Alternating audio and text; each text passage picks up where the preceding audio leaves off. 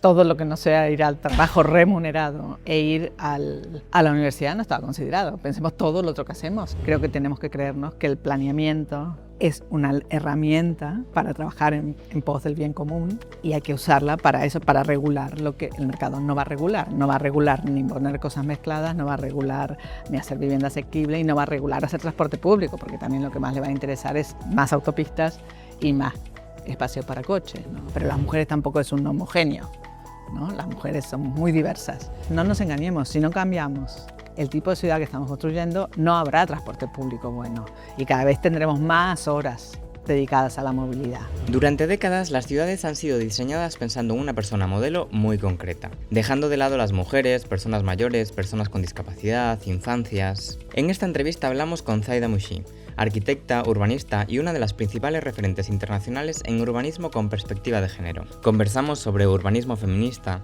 la movilidad de los cuidados y cómo mejorar la percepción de seguridad o el acceso a la vivienda. También reflexionamos sobre el papel de las administraciones públicas, las diferencias y aprendizajes compartidos entre Europa y América Latina y las transformaciones necesarias para construir ciudades más habitables para todas las personas. Hoy tenemos la inmensa suerte de poder hablar con Zaida Mouchi, que es toda una referente en temas de urbanismo y movilidad con perspectiva de género, pero no solo, ¿no? También podemos hablar de vivienda, podemos hablar de participación, podemos hablar de las relaciones, ¿no?, que hay entre en las diferentes visiones entre Europa y América Latina.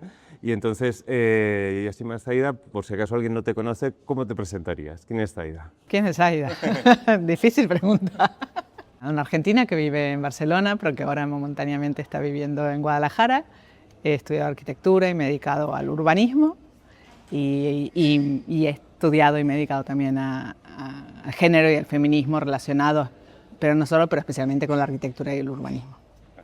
Y de hecho, ¿no?, para mucha gente que igual no conoce de qué va esto del urbanismo feminista o de aplicar la perspectiva feminista a la hora de leer e intervenir sobre la ciudad, si tuvieses que explicarlo a alguien que no conoce mucho, ¿qué le dirías? ¿Qué es el urbanismo feminista? El urbanismo feminista es ponerle una capa que no ha estado presente en la planificación urbana, ¿no?, sino nuestras ciudades no serían lo que son, que es la vida real de las personas y en particular la vida de las mujeres, no solo por mujeres y por cuerpo sexuado, que vivimos diferentes los espacios, sino también por el rol de género femenino, que son aquellas tareas invisibilizadas por una sociedad patriarcal y machista que tienen que ver con los cuidados y con el sostenimiento de las vidas, que ha sido asignado a las mujeres y que mayoritariamente aún hoy sigue recayendo sobre las mujeres sexo-mujer.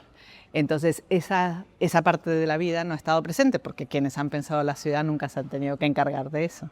Por ejemplo, durante, ¿no?, el siglo XX, cuando la gente pensaba la ciudad o el transporte o la movilidad, se hablaba mucho de movilidad obligada, ¿no? Y la gente, ¿no?, miraba la movilidad obligada, que es una construcción, ¿no?, que es una manera de mirar el mundo que solo ve un trocito de por qué nos movemos, ¿no? Claro, digamos que la ciudad del siglo XX, que es la que ha hecho el gran cambio, como, ¿no?, por las tecnologías, por la aparición del coche privado, se pensó también, claro, como respuesta a una ciudad del siglo XIX, que sí que estaba muy contaminada y que es una ciudad que había crecido o el 18-19 sin infraestructuras sanitarias, sin cloacas, etcétera, y que había crecido mucho, porque también, por otro lado, la esperanza de vida había crecido y la población se había ido del campo a las ciudades por la industria, pero esa ciudad creció mezclada mal, sin higiene y con grandes industrias, como en la que estamos ahora, en el medio de la ciudad, ¿no? Entonces, a esa ciudad con unas mezclas que a veces no eran lo mejor para vivir, sale la propuesta a principios del siglo XX de una ciudad zonificada, de una construcción de una ciudad zonificada que tenga una parte de trabajo, que serían las grandes fábricas, una parte de residencia, que es donde se vive, y otra parte de ocio, y todo conectado por vías de comunicación, que cada vez es más difícil movernos, ¿no?, porque las distancias cada vez son más grandes y claro, la mejor manera de moverse, entre comillas, es en vehículo.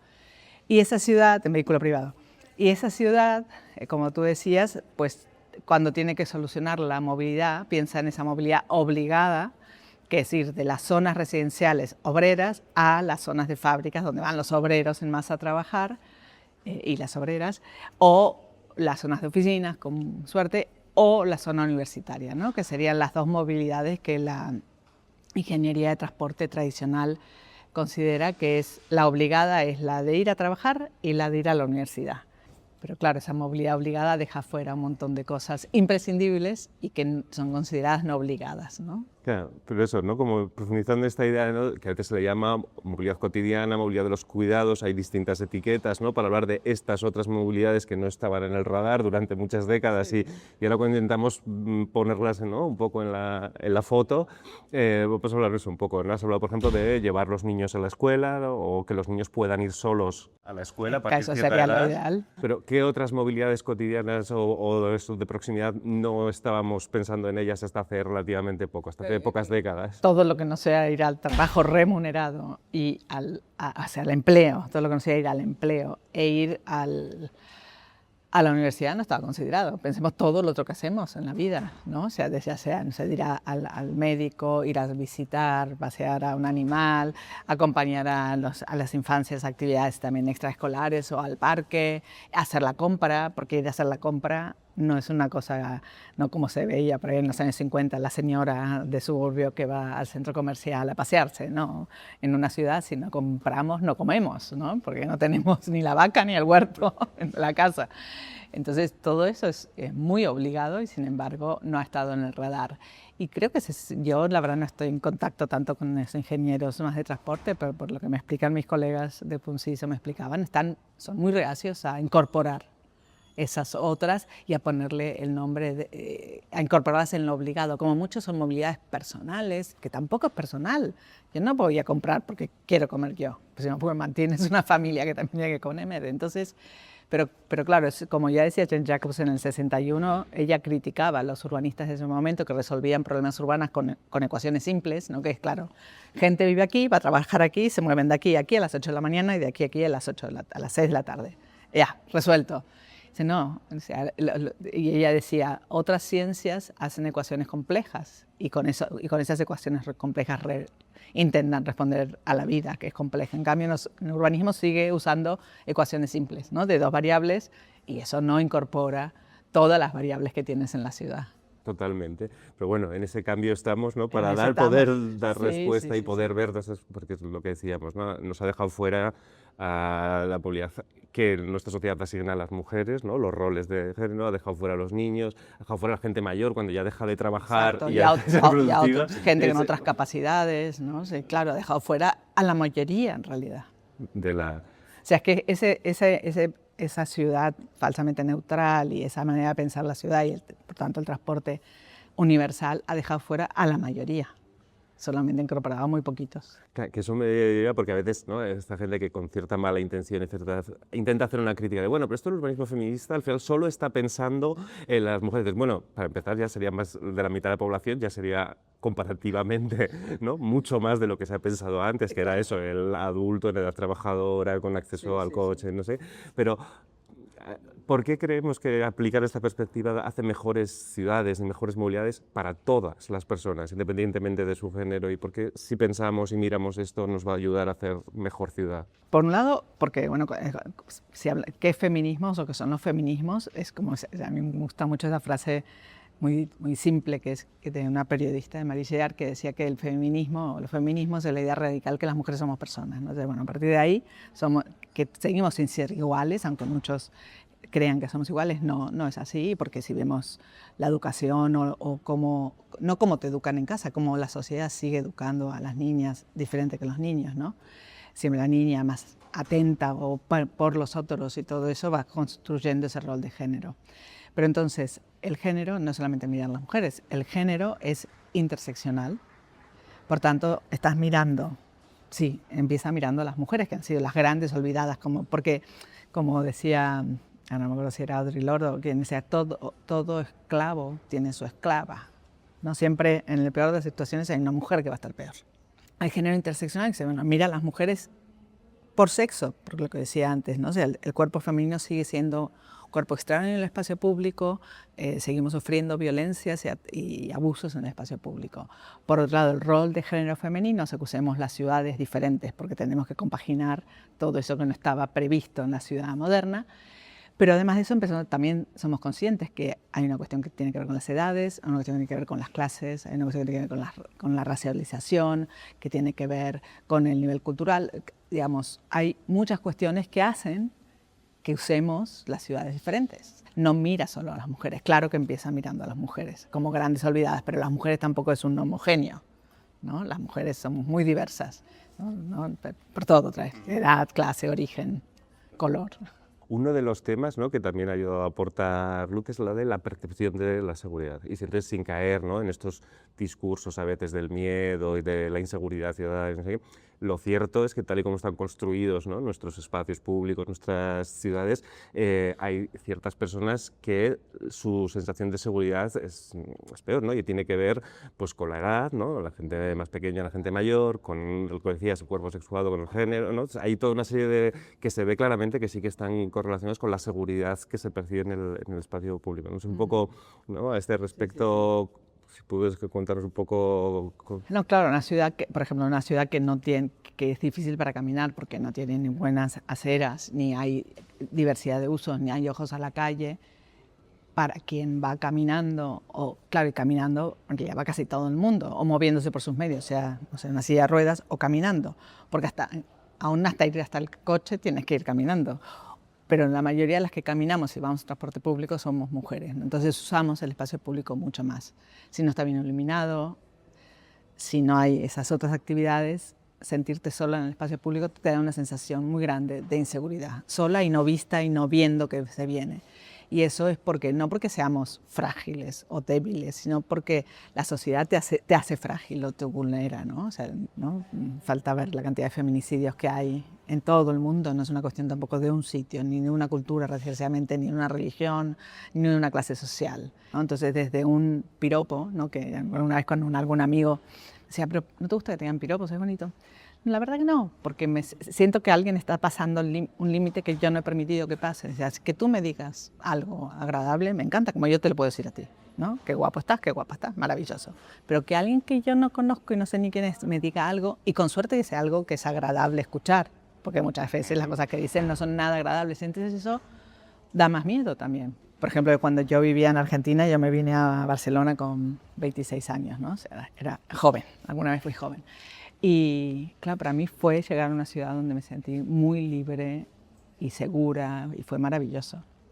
Porque en Buenos Aires yo tenía que pensar, a ver, voy a salir a tal hora, voy a volver de dónde, voy a volver cómo, voy a caminar por dónde, para ver cómo iba vestida, ¿no? Y aquí en Barcelona eso fue maravilloso, ¿no? Hay factores que son culturales, también hay factores espaciales, como decías, ¿no? Y entonces pasa muchas veces que cuando hablas, ¿no?, yo a veces que tenemos estudiantes que son hombres y mujeres y intercambian entre ellos o con gente de diferente edad, hay estudiantes que de repente que tú condicionas cómo vas a salir, sí, sí, o a qué transporte vas a coger o por dónde vas a ir en la ciudad, y eso incluso en estos contextos a veces se sorprende, ¿no?, que una chica de su misma edad les diga, no, pues yo sí, a ciertas horas no voy por tales sitios, o una persona mayor que diga, uy, yo es que por aquí tampoco me gusta ir, o un niño que no le dejan sus padres ir al cole por no sé qué sitios, ¿no? Y esto...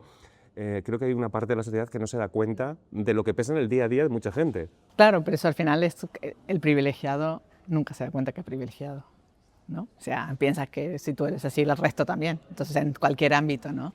Sí, una vez hicimos en la CHAP aquí un ejercicio con estudiantes, hombres y mujeres que tendrían 20 o 21 años, y era el ejercicio ese de que den un paso adelante según íbamos como contando cosas que pasan en el espacio público o precauciones que tienes, ¿no? Desde ir con una llave así tipo puño, mirar en los cristales si viene alguien, cruzar, bueno.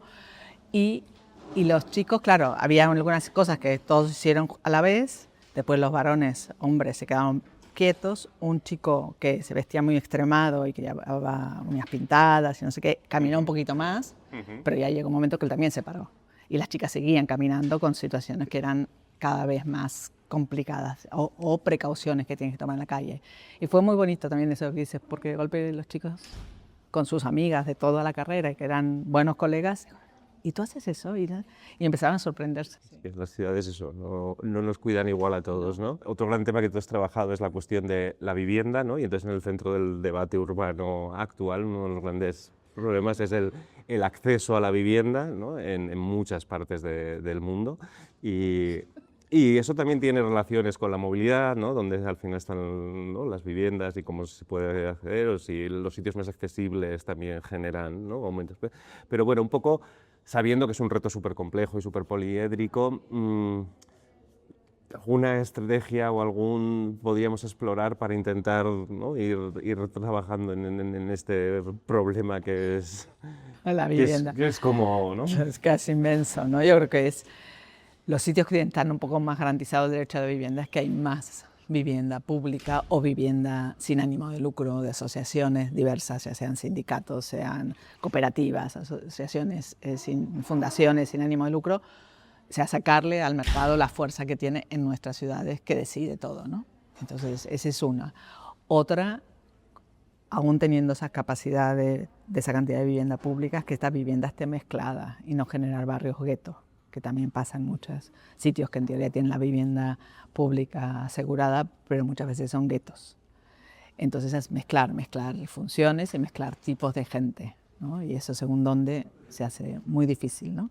Porque también la gente local no quiere mezclarse con los que no son locales, con los más oscuritos, más claritos. Entonces es un reto, yo creo, en los dos aspectos, hacerla asequible y hacerla mezclada. Por ejemplo, a mí siempre me llama un poco la atención que aquí el Colegio de Notarios está muy a favor de que se mejore el transporte público para poner vivienda a 40 o 50 kilómetros de Barcelona, que es donde va a trabajar la gente. Bueno, hay como unas relaciones entre el transporte y el precio y el negocio inmobiliario.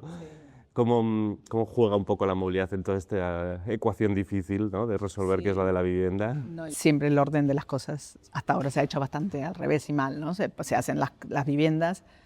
En las calles sí se ponen porque hay que hacerlas antes, si no, no llega la cloaca y el agua, pero luego llegan los equipamientos, luego llega la infraestructura. Entonces habría que hacerlo al revés, ¿no? Hay que llegar con la infraestructura y luego poner las viviendas y no ponerlas así dispersas también para generar especulación en los huecos que queden, sino ir construyendo a partir de la proximidad para generar barrios desde el primer momento, ¿no? Porque si no te toca esperar 20 o 30 años hasta que aquello tenga algo de vida barrial. Entonces al final creo que tenemos que creernos que el planeamiento es una herramienta para trabajar en pos del bien común y hay que usarla para eso, para regular lo que el mercado no va a regular. No va a regular ni poner cosas mezcladas, no va a regular ni hacer vivienda asequible y no va a regular hacer transporte público, porque también lo que más le va a interesar es más autopistas y más espacios para coches, ¿no? O sea, no...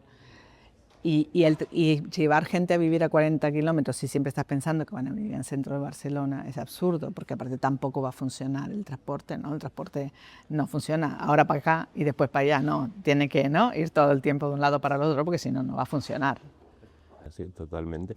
Y antes has apuntado eso, ¿no?, el papel también, ¿no?, de la política, de las administraciones públicas, ¿no? Tú, además de la intensa trabajo que has hecho ¿no?, en la universidad, en las academias, también has trabajado en la administración pública, ¿no? Y un poco en este cambio de roles, cuando se ven las cosas desde la trinchera del día a día de las administraciones, ¿qué aprendizajes te quedas, o qué dificultades, o qué oportunidades, ¿no? Porque también, al final, alguien ha de estar ahí, cambiando... Ya hay que estar ahí. Tendríamos que pasar, todos los que hacemos estudios, tendríamos que pasar por parte de la administración pública, yo creo.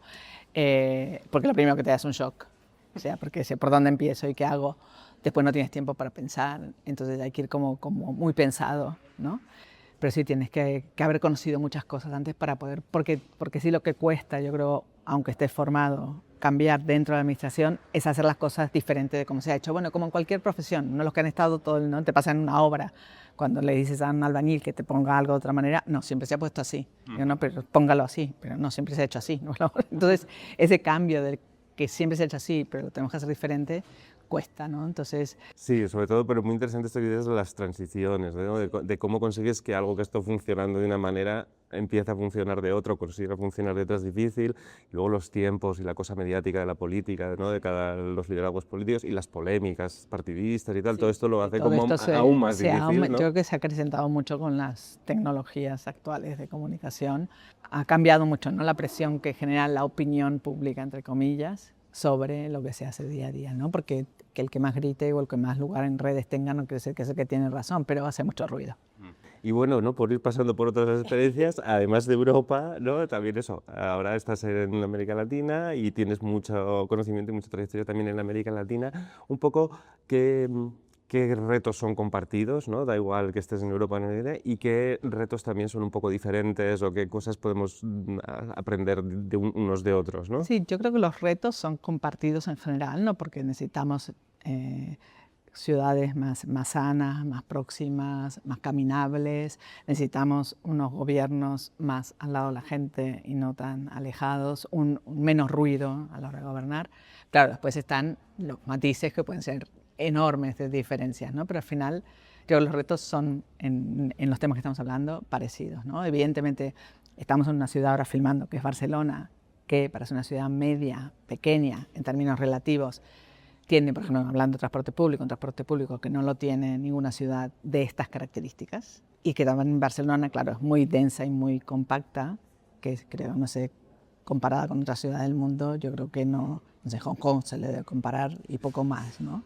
Pero otras ciudades tienen una densidad muy baja, que también es un problema, ¿no? Entonces siempre te dan una respuesta que es, no, es que a nosotros, a nuestra cultura le gusta la tierra, sí, cariño, pero no hay planeta para que a todos nos guste la tierra, sí, a todos nos guste la tierra. Entonces creo que ese es un desafío de todas las ciudades, cómo hacemos una ciudad que pueda darte los servicios de ciudad, porque evidentemente a mí yo no compro, no, yo quiero vivir en el campo, pero tener las comodidades de la ciudad y llegar cuando quiera. Al tener un CAP a 5 minutos, pues va a ser que no.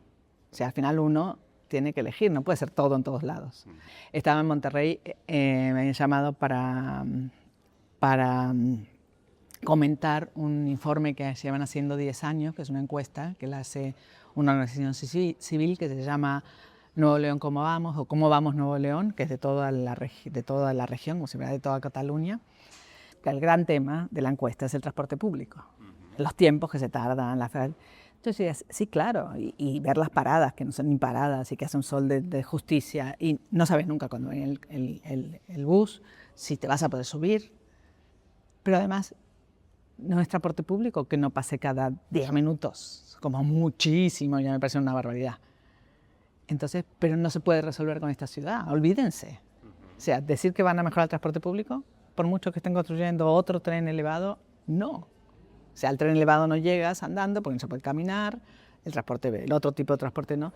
Entonces, no nos engañemos, si no cambiamos el tipo de ciudad que estamos construyendo, no habrá transporte público bueno. Y cada vez tendremos más horas dedicadas a la movilidad.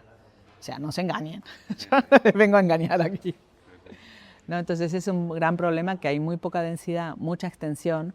Claro, en América, Europa es más densa y compacta, no por voluntad, sino porque el territorio da para lo que da, ¿no? En cambio, América es muy grande y muy extensa y parece que nunca se acaba. Entonces, las ciudades pueden crecer.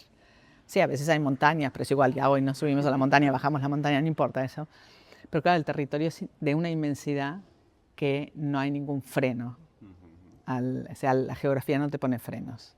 Sí que habría frenos porque no hay agua, porque te estás comiendo las tierras agrícolas, etcétera, pero creo que eso hace que Europa tenga unas dimensiones que América no tiene, o a la inversa. Entonces eso lo hace muy difícil, ¿no? Entonces, porque termina en un crecimiento urbano de planta baja más uno con suerte.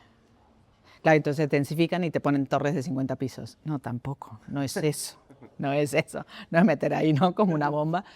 No va a ser, pero claro, otra vez, lo que decíamos antes, si no hay una planificación realmente desde lo público, que sea ley, que se controle, que se cumpla, pues al final la planificación se hace para los inversores inmobiliarios, que también, desgraciadamente, la construcción aquí y allá y en todos lados es un ámbito donde se lava mucho dinero, donde sirve para poner un dinero que no sabes qué hacer con él, es más seguro que otras cosas. Entonces hay mucho dinero en juego en el mundo para eso. Y bueno, por acabar un poco en plan positivo, 1, 2, 3 ejemplos que creas que nos puedan inspirar de referencia, decir, ostras, esto está bien hecho, hay que aprender y adaptar, ¿no?, a otros. No, bueno, América Latina abrió una de las puertas de lo que hoy es como una de las soluciones de transporte, ¿no?, que es el BTR, ¿no? El bus rápido segregado es un invento de Curitiba, de los años 70, también en un momento que Curitiba va a la contraria de lo que se está haciendo en el mundo en transporte, ¿no?, que están haciendo más autopistas, y Curitiba se la juega a un planeamiento Transit Oriented Development, que diríamos hoy, en este momento se llamaba así, pero hay un plan de unos ejes con transporte público y a partir de aquí la densidad se acomodaba en esos ejes y iba bajando, es una especie digamos, de montañas y valles. Lo que pasa es que después ni se controló, ni se mejoró, ni se revisó, entonces se quedó obsoleto, pero sí que esa idea del bus segregado aparece en Curitiba, después se va a Bogotá, después Medellín. Claro, el problema es que muchas veces se piensa que haces una solución y ya sirve para siempre. No, la ciudad está constantemente en transformación, ¿no? Entonces diría que América Latina enseñó y que puede seguir enseñando cómo buscar soluciones con menos recursos, pero eficientes, ¿no? Y rápidas. También las políticas de mejora urbana de los barrios autoconstruidos, que también aquí los hemos tenido, como puede ser Las Roquetas, y que Las Roquetas para mí son uno de los mejores ejemplos de Barcelona para llevar a gente a ver cómo explica un poco de Las Roquetas, que igual merece la pena. Claro, Las Roquetas es un barrio de montaña en Barcelona, en la zona, en su momento más pobre de la ciudad, que es el noreste, ¿no? Sí, noreste más o menos de la ciudad de Barcelona, montaña que en los años 50 y 60 se construye, como la mayoría de ciudades del mundo, a mano. Evidentemente el problema está en la falta de calles y las pendientes de las calles, y entonces Roquetas tiene ese problema, pero se empiezan a hacer otras maneras de subir a la montaña, buscar destruir lo menos posibles de casas para mejorar un poco el viario, que es un viario complicado también hoy, con mucha pendiente, con aceras, con mucha pendiente, a veces con escalones, pero se han hecho rampas, escaleras mecánicas y ascensores que van subiendo de diferentes plataformas del barrio, y luego en la parte baja del barrio, en lo más accesible, se han colocado, todo esto es un proceso de más de 30 años, ¿no? Bibliotecas, escuelas, y entonces el barrio está dotado, pero ha respetado lo ves fácilmente cuando miras las parcelas, ¿no? Son parcelas estrechas, alargadas, hay una serie de características que tiene la parcela de autopromoción, de autoconstrucción, autoproducción, y las tienen ahí. Entonces creo que ese para mí es un ejemplo fantástico porque Barcelona sigue siendo, o sea, es una ciudad para aprender muchas cosas, y para América Latina es una ciudad posible, ¿no? O sea, porque una cosa es lo que pasa en Viena, pues Viena, norte, dinero, no sé qué. Barcelona es más cercana, es mediterránea, es latina, somos un desastre igual que ellos, o ellos igual que nosotros, entonces se sienten, es algo muy próximo. Entonces, si Barcelona pudo hacer ciertas cosas, yo creo que eso da ánimos y inspirador para hacerlo allí, ¿no? Y a veces no autoproducción, los bloques especulativos de los años 70 en el medio de la montaña, sin accesibilidad, sin equipamientos, también la ciudad poco a poco fue llevando equipamientos, haciendo parques, poniendo escaleras mecánicas, rampas, ascensores, inclinados, ¿no? Buscando la manera de hacerlo cada vez más accesible. Entonces creo que son muy buenos ejemplos porque no son ciudades, en el caso de Santa Coloma todavía más, no es una ciudad rica, pero con continuidad, con planificación, con un objetivo se puede ir mejorando, ¿no? Pues, y ya para cerrar, si quieres como una última fase o una última pequeña intervención para quien nos esté escuchando y le haya picado la curiosidad, ¿no? Esta perspectiva feminista de toda esta otra visión, ¿qué consejo, qué recomendación le darías para que pueda continuar, ¿no? No, yo creo que un consejo es como romper la idea de que hay una experiencia universal única y que nos sirve para todo, y abrirnos a conocer cuantas más experiencias mejores. Solución certera, no sé si la vamos a tener porque nunca, pero será mucho más próxima a lo que se necesita que si solo tomamos unas decisiones basadas en unas experiencias muy sesgadas, ¿no? Entonces, abrirse a otras experiencias, a visitar otras partes de tu ciudad, no solamente el barrio en el que tú vives, que puede tener muchos problemas, pero igual hay otros que tienen más.